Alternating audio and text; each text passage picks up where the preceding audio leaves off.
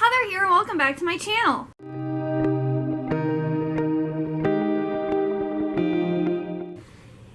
Today I'm going to be doing my March wrap-up.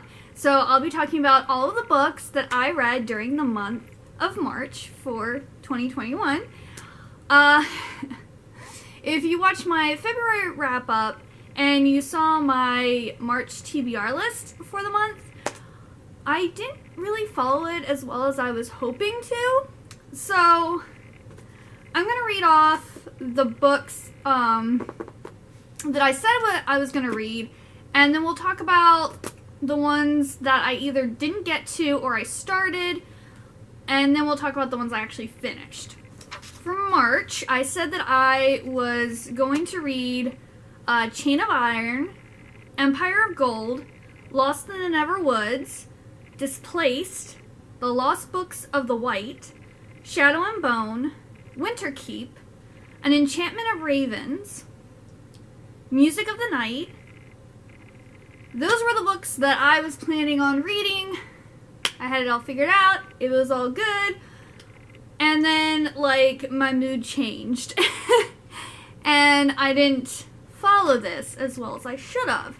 So I didn't get to Empire of Gold. I also did not get to The Lost Books of the White. I didn't get to Winterkeep. And then I did start reading Lost in the Neverwoods, but I didn't get around to finishing it. I'm a little over halfway through right now, so I should be talking about that in my April wrap-up. I also started reading Music of the Night, but I didn't get that far into it. And then I started reading Shogun, which is a very, very big book. I think I read like 1 or 2 chapters, and one of the reading groups I'm in on Goodreads is reading that up through June. So hopefully that will be my June wrap-up video. But yes, those are ones that I started, but I haven't finished. I also started reading The Map of Time, which I didn't finish. And yes, which wasn't on my TBR list at all. Neither was Shogun, but I ended up picking those up. And that's where we are. But now, even though I didn't follow my TBR list to the T, I still managed to read 7 books for March. So let's go over the books that I actually ended up reading. So the first one I finished was Chain of Iron, which, let me tell you, is amazing. I absolutely love this book. I read it in about 6-ish days, and the story just keeps getting better. If you don't know, this is like another prequel series to the Mortal Instruments series, which is part of like the whole Shadowhunters series. And this is taking place during the Edwardian period. And this is the second book of this trilogy that is currently coming out, or that Cassandra Clare is currently working on. But it was really good, really, really good. And I cannot wait for the next book to come out, which probably won't be for a year. Which is sad, because I want to find out what happens. Then I read Shadow and Bone by Leigh Bardugo. And I wanted to read this, at least start this series in March, because the Netflix series is coming out April 23rd. And I want to try to get this whole series read before that series comes out. Which I also need to read the Six of Crows duology too, because apparently they're fusing the 2 stories together to make the TV series.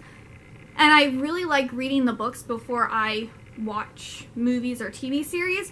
So I started reading this, or I did read this, and I will say that I really like it. I know I've seen a lot of reviews that say the Shadow and Bone series isn't that good compared to the rest of her series, but this is the first book I've read of hers, and I actually did really enjoy it. Siege and Storm and Ruin and Rising are both on my April TBR list. I've already started reading Siege and Storm, and I'm liking that too. So I highly suggest the series. and also watching on Netflix because I think it's gonna be really good. Really good.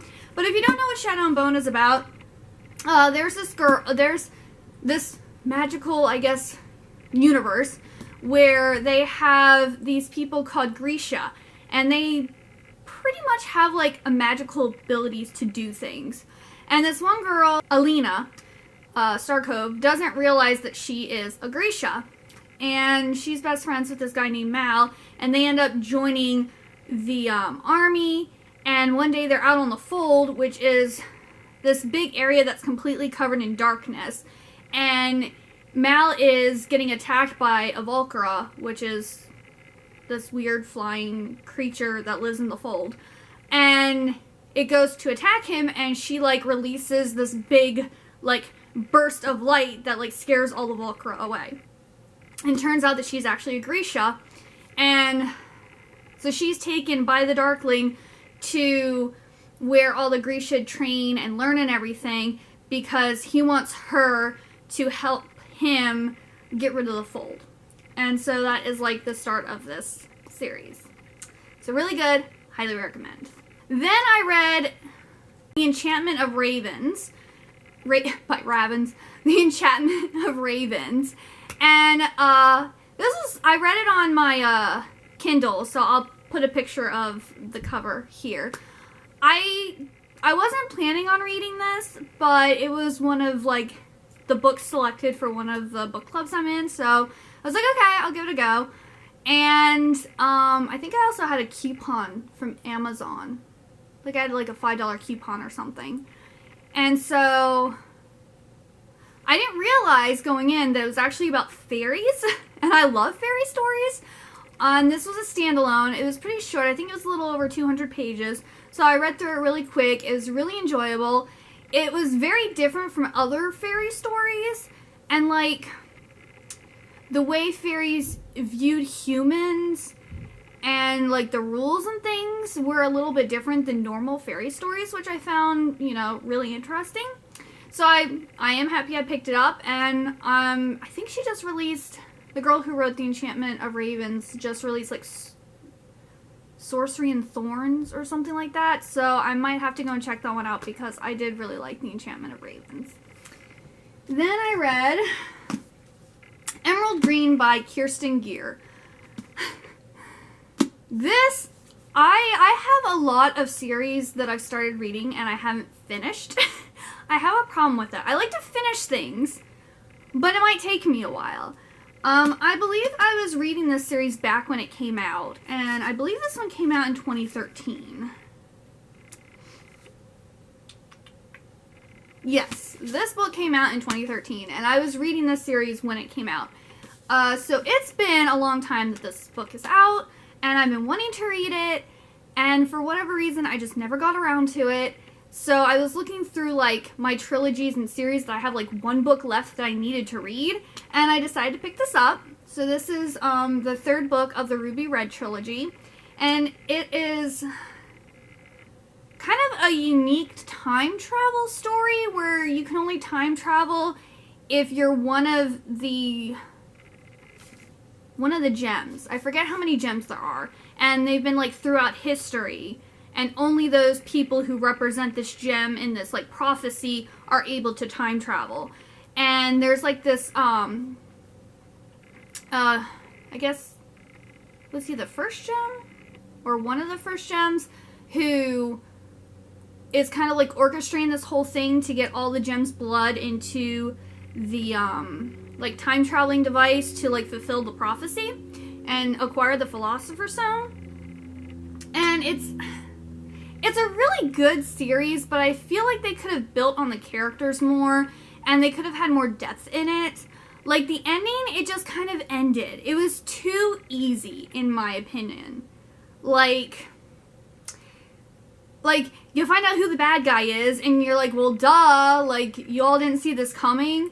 And then they, like, defeat the bad guy, and it's just like, nothing exciting happens. It's not exciting, like, at all.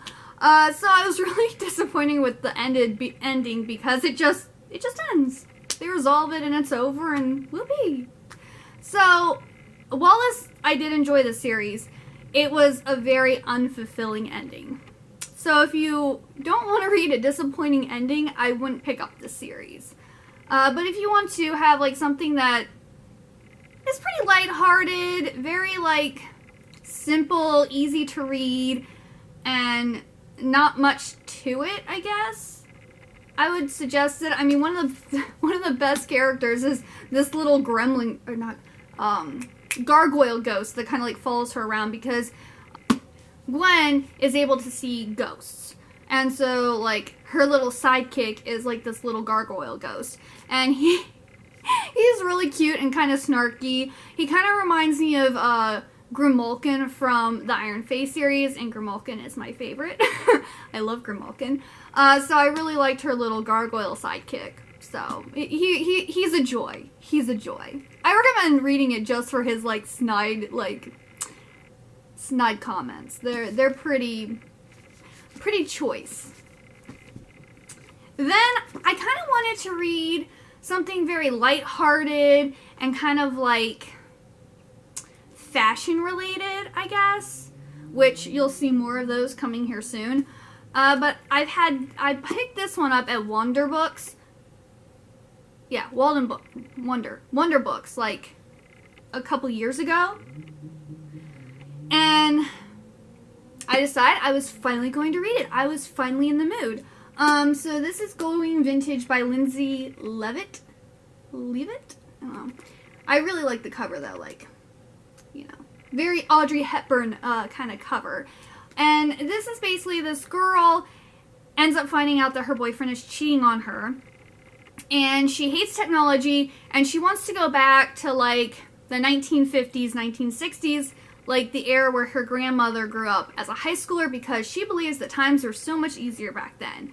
Well, her grandmother has decided to move into like an assisted living or like a retirement community and sell her house and get rid of all her stuff. Mallory finds this list of things that her grandmother planned to do in high school, and she's assuming that her grandmother, you know, accomplished these things. The list of things that her grandmother wanted to complete were run for pep squad secretary, host a fancy dinner party and or soiree, find a steady, and do something dangerous. So she has decided that her grandmother just had the most amazing life, and she had this list, and she wants to do it too. So we get to follow Mallory trying to complete the tasks on this list. And it was very enjoyable. I think I read this in like 2 or 3 days, and I was just laughing a lot at different things, because I kind of like, I really connected with Mallory, but at the same time I was also kind of like, you know, she's living up in the clouds a little bit, which she comes to realize that. But I highly recommend this if you want like a nice lighthearted read. And then my plan was to read the whole time-traveling fashionista trilogy.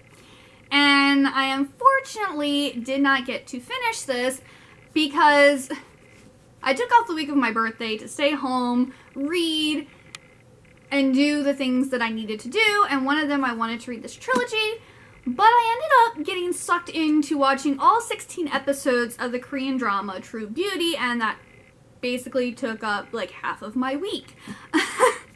Which I don't regret at all. I absolutely love True Beauty.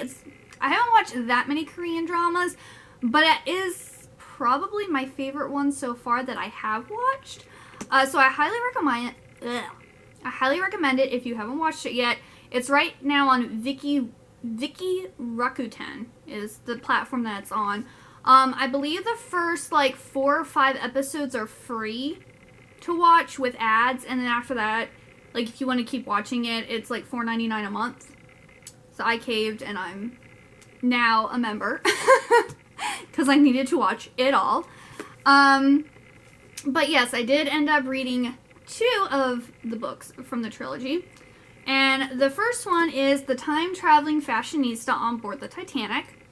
And this is about this girl named Louise, and she's really into vintage fashion. And she gets invited to this vintage sale, and she puts on this pretty pink dress here that takes her back to the Titanic. And she isn't she's actually in it's weird. It almost seems like when she goes back in time, she's actually I can't say it. Possessing. She's possessing someone else's body. So she looks like the person that she's possessing, unless she looks in the mirror and then she can actually see herself and other people can see like who she truly is. But she doesn't realize when she puts on this dress that she's going to be whisked back in time to the time of the Titanic. And she's actually on the boat as it's sinking. So I will say these are, I believe these are like middle grade books. So there's not much depth. There's not much character development. It's more, you know, ooh, I put on a pretty dress and went back in time and now I need to figure out how to get back before I drown. So it is enjoyable. I will say it's a very enjoyable series, but there's not substance to it. It's literally just like a fun read. And that's it. So this is the first one. And then the second book in the series is The Time-Traveling Fashionista at the Palace of Marie Antoinette. I would say this one here has even less substance than the first one. It does introduce some new characters who seem that they're going to be more important probably in the third book. But again, she's invited to this vintage sale. She puts on this dress and she's whisked back into the time of Marie Antoinette. And not much really happens. I mean, you kind of get to see like how they live day to day and kind of how like shallow and materialistic like Marie Antoinette was, and just like the opulence of always wearing a brand new dress and all like the sweets and like pastries that they ate, and like how they had like a party every night. So you kind of got to see like what it was like in the Palace of Versailles, but there's not much of a story, and like nothing much really happens. Like she loses her dress, which in both of them she loses her dress and needs to find them because without the dress she can't get back home. But even like trying to find the dress, it was pretty much just handed to her. Like, so I will say these also have beautiful pictures. Like they have beautiful illustrations in them. So that is one thing, like you get to see all the pretty like dresses and things in them.